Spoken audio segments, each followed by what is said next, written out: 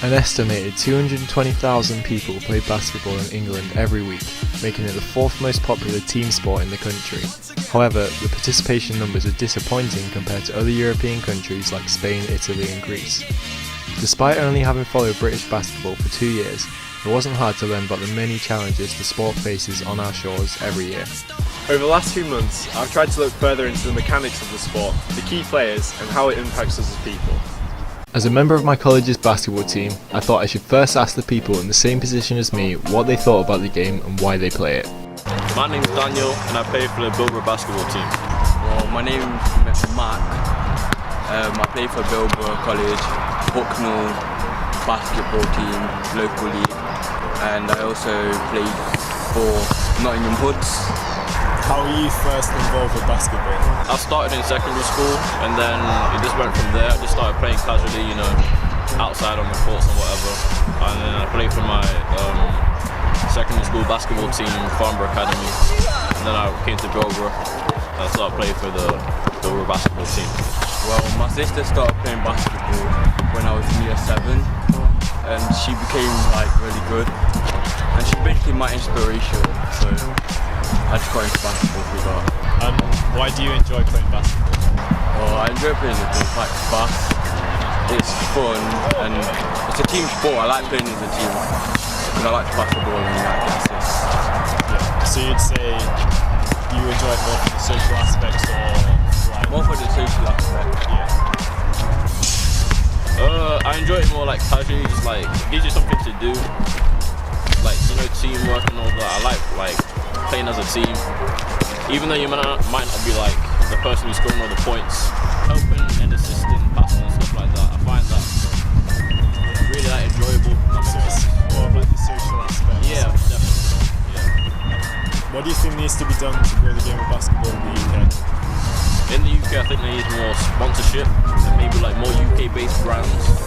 Most of the brands are American right now. Yeah, just more sponsorship and funding in the UK for the growth of basketball, in my opinion. I think that there needs to be more funding by basketball, so that it encourages people. Why do you think we don't see as many professional basketball players from the UK? Because the competition level over here is not big, compared to other European countries. The government or the England basketball don't get people to play it in primary schools, and it's not shown on TV, so no one has anything to look to. But I think with social media and internet now, more people getting access to looking at the NBA and Euro League, so that's why basketball is rising. It's clear to see that they share the same concern as me over the levels of funding here in the UK and the wider issue of accessibility.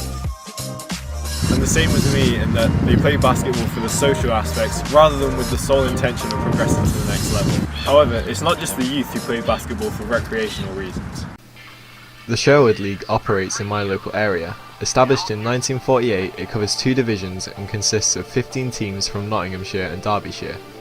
I decided to follow a Cyril Elkington Cup game between 3rd in Division 2 Chilwell Comets B team and the top of Division 1 Hyacinth Green.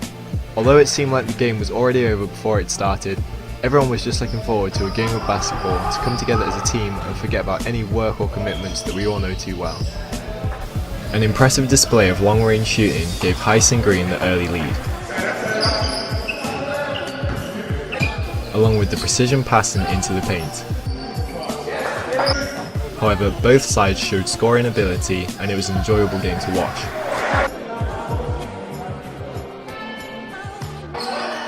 Hyacinth Green continued to make 3-pointers and eventually the deficit was too much for Chilwell to overcome.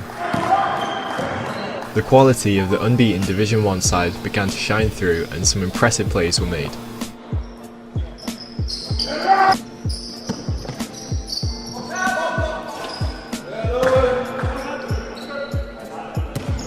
Chilwell didn't give up though and continued to produce good passing plays across the court.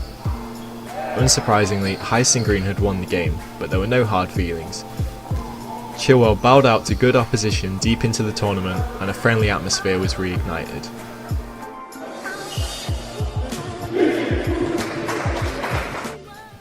But it's not just local basketball that we see here in the UK. The British Basketball League was established in 1987 and hosts 12 basketball franchises from England and Scotland. As the pinnacle of British basketball, it's a great way for us to see quality talent right on our doorstep. It's also arguably the largest platform in increasing exposure of the game here in the UK. Although the talent is not on the same level as in Europe, several teams have begun building of new custom-built basketball stadiums in an attempt to reach the next level. The Leicester Riders completed the move to their new 2,000-seater stadium in 2016. The Manchester Giants and the Newcastle Eagles have both started work on new stadiums too. Interested in the current state of the BBL, I talked to British basketball advocate Sam Neater to see what he thinks about the current situation of the game in the UK and his involvement with it. So hi Sam, if you could just tell us a little bit more about what you're currently doing today, you know, where you are and how you've got into this position. So I run a British basketball website, hoopsfix.com. It's the UK's largest basketball website. We cover all levels of the game, from junior, under 14s, all the way through to Great Britain, senior teams, men and women. We do interviews, articles, videos, features, and basically try and shine a spotlight on a game that historically hasn't got a lot of media coverage in the UK. Obviously now you're the owner of HoopsFix, which is biggest UK basketball website, but what was the biggest struggle that you've had trying to get to where you are today? I mean, the biggest struggle is just the market is just tiny, right? Like British basketball in general, even now, I don't really feel like we're at a point that we can grow much more. And so it's almost like until the game grows, we can't grow. And because of the size of the market, it means that there isn't as many opportunities as there would be in other niches, in terms of sponsorships, partnerships, advertising, ways to make commercial income are very, very limited. And that is definitely a challenge. Not only that, but, the British basketball in general, the fan, doesn't want to pay for things in the UK. They don't value the UK game. I'll see kids that spend £150 on a pair of trainers, but when we run the HoopsFix All-Star Classic featuring the top 20 players in the country, kids are asking for freebies on a £5 ticket, and it's, if people aren't willing to invest in the game can't grow, and that's a massive mindset shift and cultural shift that needs to change with British basketball. People aren't willing to pay to go and watch the BBL. People aren't willing to pay to go and watch NBL Division 1 games. There's just no money in it, like no money in it whatsoever. So you don't think the future of British basketball is looking particularly bright right now? It's not that. It depends how you define. Is it looking bright? Like, things are generally moving in the right direction. I'm probably not as optimistic as most people. In the 7-8 years that I've been covering the game, I wouldn't say that things are massively better. For me, it all comes down to leadership of the sport. It all comes down to the administration, the governing bodies. It requires them to lead and drive the change. But it's not a short-term thing. I think too many people expect it to happen overnight. It's a long-term project. For basketball to reach its potential, it's not something that's going to be, take a year. It's going to take 5, 10, 15, 20 years for it to really change. So it's clear to see the issues surrounding the growth of British basketball is really down to the key organisations like the BBL, Basketball England and UK Sport. My basketball coach has been a PE teacher for over 35 years and has seen the rise and fall of British basketball in the BBL in the turn of the century. I talked to him to find out about his opinions on British basketball and how a career in sport has impacted him. If you could sum up British basketball in 3 words, then what would they be? Needing more money. Okay. Yeah, I think we're never going to be a world beater unless we get people at the top. People like Dan Richards. You've not met him yet, but I talk about him. He is part of the England setup, but I imagine it costs him money to get to various places. I don't think he's reimbursed. There should be more full-time roles, I think, at the top of the tree, so that we can really get those people. A bit like the football. To find the right people to play for your country takes a lot of scouting around. Okay. It's certainly for me personally been just a great journey. I've met so many fantastic people and worked with tremendous young lads through basketball that I'm sure I'd never have met and got those relationships. I'd say in another sport, because obviously I'm a basketball coach. So You know, for me, basketball's massive and it's continuing to grow, so long may it do so. We may have seen a consistent yet minor growth to British basketball over the last 10 years, but after a failure to perform at London 2012, the national team was left in crisis after a bunch of funding cuts. A recent parliamentary debate was attended by a number of young athletes and key players in the sport to back the case for increased funding of British basketball in the UK. In this clip, Labour MP David Lammy talks about the need for role models and a fair distribution of funding in the UK. And I really asked the Minister very, very seriously, why is it that we're looking at the prospects of a decimation for elite basketball in this country? I remind the Minister that this is absolutely, in terms of an urban sport, a sport that is predominantly black, Asian and minority ethnic.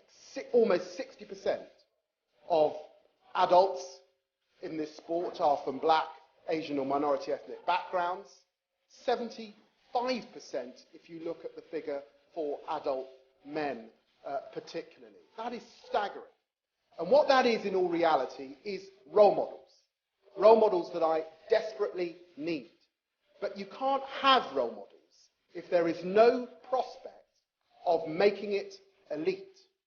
And so I say to the Minister, when I look at the figures, I have to ask for this urban sport and this sport which attracts black, Asian and minority ethnic communities in the numbers that it does, why is it that hockey received 28.1 million and the rugby league received 51.6 million? Why is it that canoeing, equestrian, cycling, rowing all do so much better? Where is the equity in that formula?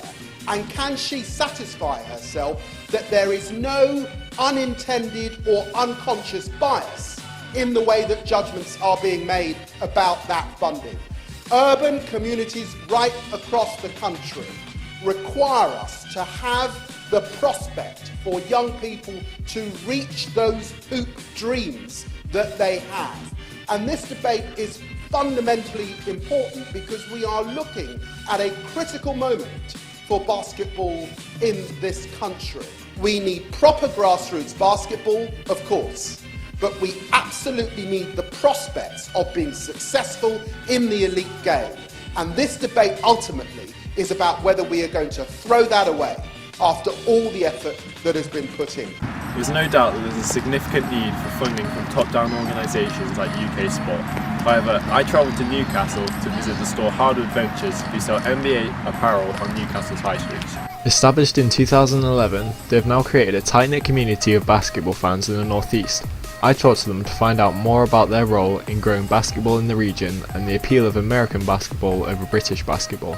I'm Emma and this is Chris. We run Hardwood Ventures, which is a basketball store based in Newcastle.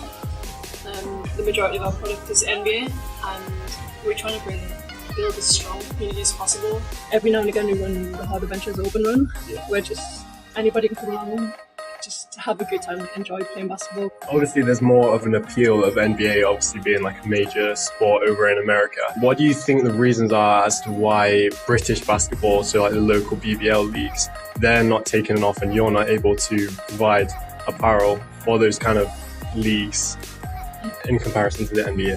The NBA as a league is known as the most progressive league, or the most progressive professional sports league when it comes to social media and all the things that they do around the game, which I think is still not quite there with British basketball in terms of how their media outside of the game. I also think American sportswear just as a thing, even if you're not talking about basketball specifically, but American sportswear has a great aesthetic. Like everybody who's actually comfortable in basketball, like, even if they're not interested in basketball, that's always going to be an iconic thing. That transcends basketball in itself, whereas it's never going to be the same in the BBL. I don't think it's never going to have that sort of wide appeal to it. Newcastle is one of the hubs of basketball in the north of England. Home to the Newcastle Eagles, arguably the most successful BBL team in history, and the UK's only dedicated basketball store, there's always something going on for people interested in the game. Just a couple of minutes walk down the road is Northumbria University and Sports Central. I got the chance to talk to the sports management programme leader Michael Woods, who has strong links with the Newcastle Eagles. obviously the university and the Eagles are connected at the moment, and they play out of Sports Central, which we're sat in today, and they've been here for several years. That agreement comes to an end at this year, which is in a way sad news for the university, but great news for the Eagles, and that they move into a custom-built facility which is going to house 3,000 people. Because £6 million is a lot of money to create a venue. And how do you start to operationalise a venue where you've gone from hiring space in venues to train and to play, to suddenly having 150 hours of court time every week to use for your team, but also to then hire out. So we've looked at, in previous years, we've studied some of the strategies of the British Basketball Association and how their chief executive is looking to grow basketball in the UK. So we're talking to Paul a lot about some of the challenges, and we relate those into the teaching, into how students can learn from the experiences that he's having to do. Although increased funding is the most straightforward solution to the problems we're seeing, the amount of education and the commercialisation of British basketball is just as important. Government money will become increasingly limited. That's why the growth of stores like Hard Adventures and other commercial and media opportunities, with the rising number of routes into British basketball through sport and higher education, these are the foundations for a brighter British basketball future.